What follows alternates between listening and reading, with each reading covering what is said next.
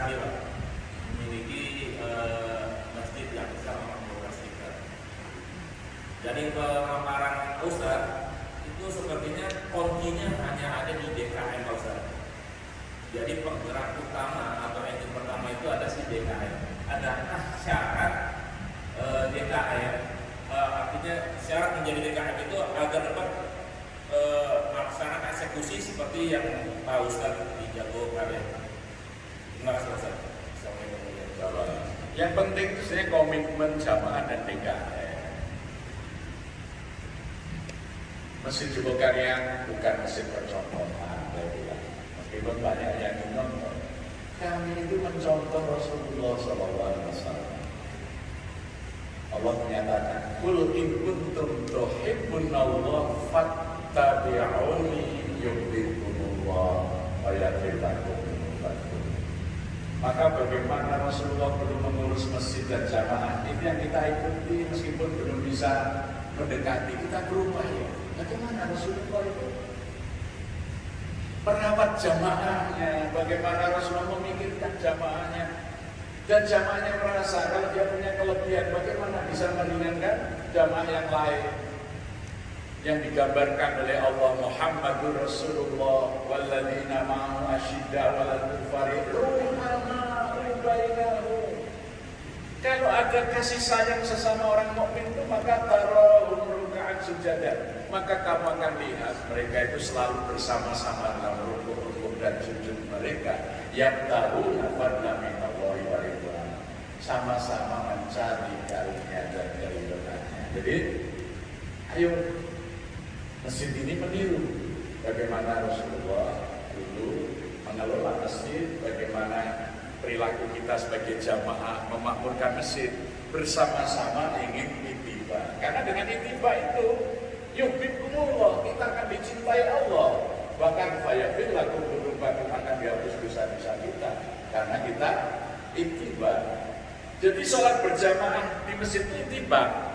Maka orang yang pergi ke masjid itu dihapus dosa-dosanya, langkah kanannya menaikkan derajat, langkah kirinya menghapus dosa. Kenapa? Karena ittiba. Ya. Maka yuhibbukumullah wa yaghfir lakum dzunubakum. Nah, itu semangat untuk ittiba Rasul. Itu yang kita lakukan. Kalau kita bersama-sama memahami, ya, maka paling mudah metode memahamkan jamaah dan sesama pengurus DKM itu hanya 4M. 4M apa? Nonton, niteni, niroke, nambahi. Jadi nonton, melihat bagaimana dulu sejarah Rasulullah ketika bangun masjid, filmnya ada, buku sejarahnya ada, kan gitu. Dan niteni, apa saja sih yang dilakukan Rasulullah di masjid, apa yang dilakukan para sahabat di masjid, dan lain sebagainya. Kemudian meniru, ittiba. Setelah itu nambahi, oh yang di zaman Nabi belum ada dulu apa? Oh speaker, sekarang pakai speaker, itu nambahi, inovasi. Jadi 4M saja, nonton, ya, niteni, niroke, nambahi. Kalau bahasa ringkasnya ATM, amati, tiru, modifikasi. Ya. Jadi saya dulu merubah itu sederhana aja. Kalau saya pergi ke mana-mana, misalnya Masjidil Haram, kita dokumentasi kegiatannya, kita diskusi dengan pengurus masjidnya. Ini bagaimana masjid besar, bagus, kok tidak ada kota infak ya? Oh, kita baru paham ternyata Masjidil Haram, Masjid Nabawi itu punya banyak tanah wakaf. Tanah wakaf itu diproduktifkan. Tahun 90 itu di depan Masjid Al-Haram ada tanah wakaf milik masjid, dibangun Hotel Hilton bekerja sama. Hasilnya untuk operasional masjid. Kemudian dibangun waktu itu Masjid Darut Tauhid namanya, apa, Hotel Darut Tauhid untuk masjid. Dan di Madinah di pintu ke 27 itu ada Hotel At-Thaibah, itu hotelnya masjid, tanah wakaf masjid dibangun hotel. Ada Hotel Al-Mu'adzin yang di dekat Makam Baqi, itu semuanya aset-asetnya wakaf itu diproduktifkan. Maka bagaimana kita? Maka ketika Masjid Jogokaryan kami bongkar dari bangunan lama yang dibangun tahun 67, tahun 2003 masjid menjadi 3 lantai. Lantai yang 3 ini kita gunakan untuk hotel. Kita ingin niru di sana. Ya. Nah, membangun hotelnya dari wakaf. Satu kamar waktu itu tahun 2008 itu biayanya 41.500.000, lengkap dengan AC-nya, air pemanas airnya, televisinya dan lain sebagainya. Maka kita punya hotel masjid, tiap kamar ada nama wakifnya. Nah sekarang itu dari orang nginap itu sudah bisa mencukupi biaya operasional masjid, bayar listrik, bayar karyawan. Kemudian ada orang dititipkan homestay, kita kelola homestay, ada gesos, kita kelola gesos. Sehingga masjid itu sekiranya tidak ada infak serupiah pun kita masih bisa jalan karena punya BUMN, Badan Usaha Milik Masjid. Maka infaknya kita gunakan untuk memakmurkan masyarakat. Ya. Yaitu kita meniru yang dilakukan oleh Rasulullah dulu ketika Abu Thalhab wakaf kebun kurma, ya, untuk memakmurkan Masjid Nabawi, ya. Umar bin Khattab wakaf kebun kurma di Khaybar, Utsman bin Affan wakaf sumur, ya. Wakaf itu dikelola secara produktif untuk memelihara bangunan-bangunan itu. Jangan infaknya yang untuk mengelola bangunan, itu haknya fakir, miskin, yatim, ya. Itu untuk merawat masjid dari wakaf. Wakafnya diproduktifkan. Syukur dari produktivitas itu bisa menarik tenaga kerja. Ya, maka jangan sampai misalnya menggaji marbut di bawah UMR nggak boleh. Ya, nah kalau marbut digaji di bawah UMR, maka kurangnya harus dicukupi dengan zakat mal asnaf budak, karena sebenarnya diperbudak oleh tidak boleh, karena UMR itu kesepakatan sosial, ya, layaknya orang hidup dengan gaji segitu, cukupilah hak itu, ya. Jadi kalau DKM nggak bisa mencukupi UMR, itu asnaf zakat mal itu budak kasih. Jangan pikiran di Indonesia nggak ada budak, banyak itu merbon yang digaji rendah itu budak itu.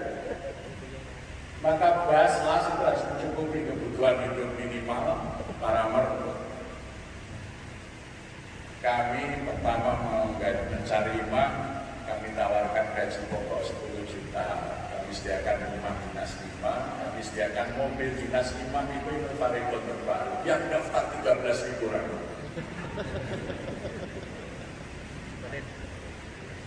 Ada yang bertanya begini, Ustaz, gak kemahalan itu imam 10 juta? Saya bilang gini, di sini kalau ada pengamen, biasanya dikasih berapa? Pengamen? 2.000. Berapa biasanya? Ya 2.000 ya. Kita coba bayangkan masjid kapasitas zamannya 2.000, imam digaji 10 juta, berarti sehari hanya 300.000, 5 kali imami, sekali imami hanya 60.000. Maka setiap jamaah kan hanya terbebani 30 rupiah. Ada pengamen tidak pernah mondok, tidak pernah belajar ngaji, jreng 2.000, imam kasih 30 rupiah. Benar nggak? 10 juta bagi 30 hari, ya, kira-kira 300.000 bagi 5 kali. Sekali imami berapa? 60.000. Dibagi 2.000 jamaah membiayai imamnya sekali sholat berapa? 30 rupiah. Ada pengamen dikasih berapa? 2.000. Nggak usah belajar Ar-Rahman sampai selesai 30 rupiah. Sering nggak jelas lagunya 2.000. Kurang ajar jamaahnya. Jamaah kita ini kurang ajar, tidak menghargai orang yang dihargai Allah. Pengamen kasih 2.000, imam kasih 30 rupiah. Maka Allah juga tidak menghormati orang Islam yang tidak pernah menghormati orang yang dihormati Allah. Itu cara sederhana saja. Sehingga kalau imam masjid itu diundang bupati untuk memimpin doa, gagah parkir di masjid, mobilnya jejer dengan kepala dinasnya masih bagus mobil. Jangan sampai imam, lambat imam kenapa? Mobilnya macet. Muliakanlah yang dimuliakan Allah. Dia pernah ceramah begini Pak di Islamic Center Kalimantan Timur. Pak Gubernur mengatakan, masjid kita ini besar Pak Kiai, 6.000 jamaah kalau Jumat kamu. Imam kita sudah kita gaji 6 juta sebulan. Nah, saya bilang, Pak, masjid kami cuma 2.000, imamnya 10 juta saya bagi. Langsung beliau angkat mic, tahun depan 12 juta. Supaya tidak dikatakan kurang ajar. Kadang-kadang kita itu nggak berpikir matematis. Dulu ketika masjid belum punya usaha, bagaimana mencukupi, saya buat gerakan jamaah mandiri. Waktu itu pengeluaran masjid setahun 43.200.000. Jamaahnya karena masjidnya masih satu lantai, masjid lama, itu hanya 600 orang. Berarti 43.200.000 dibagi 12 bulan, dibagi 4 kali Jumat, berarti Jumat ke Jumat 900.000 dibagi 600 jamaah.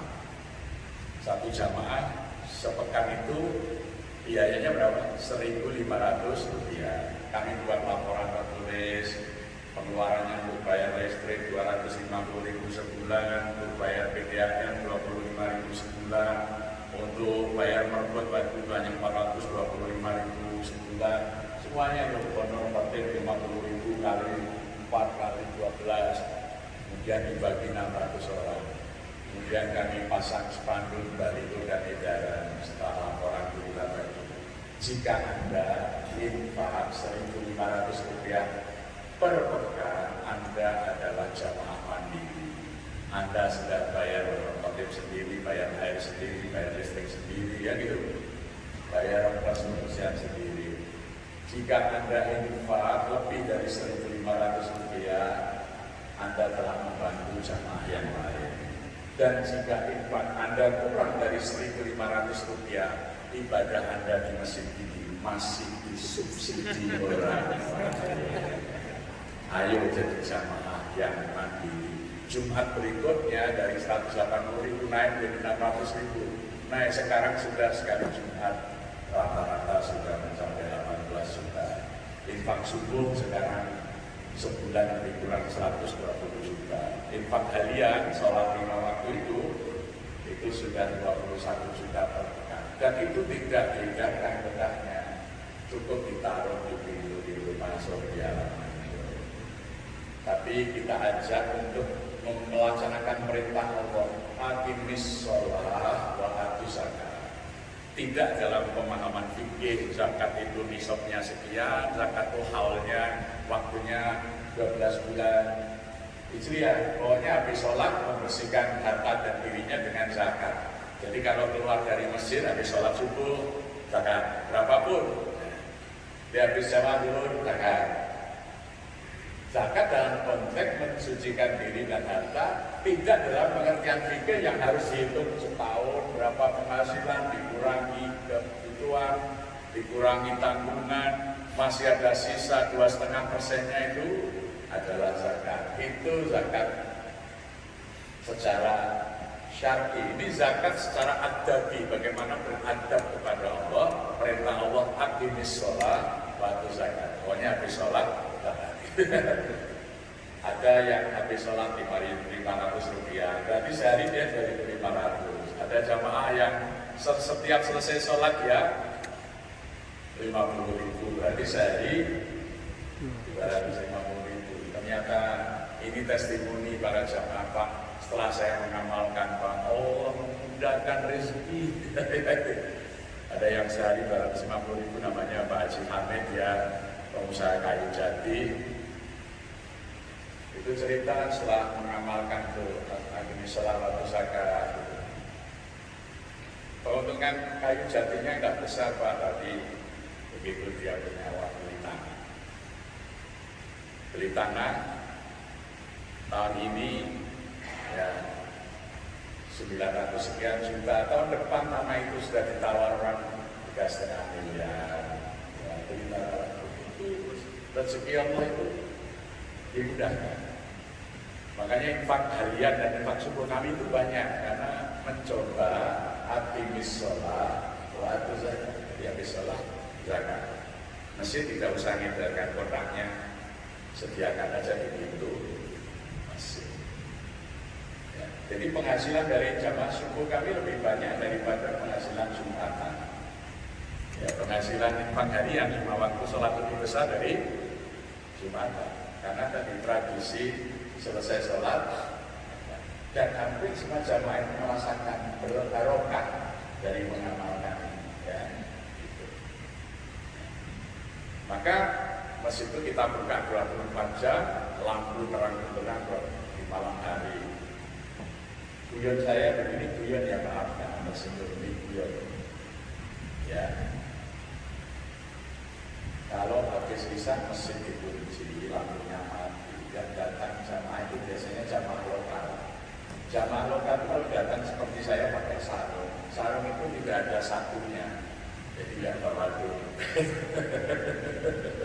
Tapi kalau 24 jam banyak orang singgah, mampir ke masjid, kan gitu.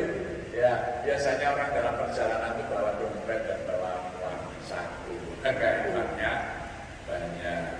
Jadi kalau masjid melayani 24 jam otomatis infaknya banyak. Tapi kalau hanya melayani jamaah internal ya terbatas saja. Belum lagi digarap jamaah virtualnya, Pak. Remaja kami itu mengunggah lewat Instagram kegiatan harian masjid itu.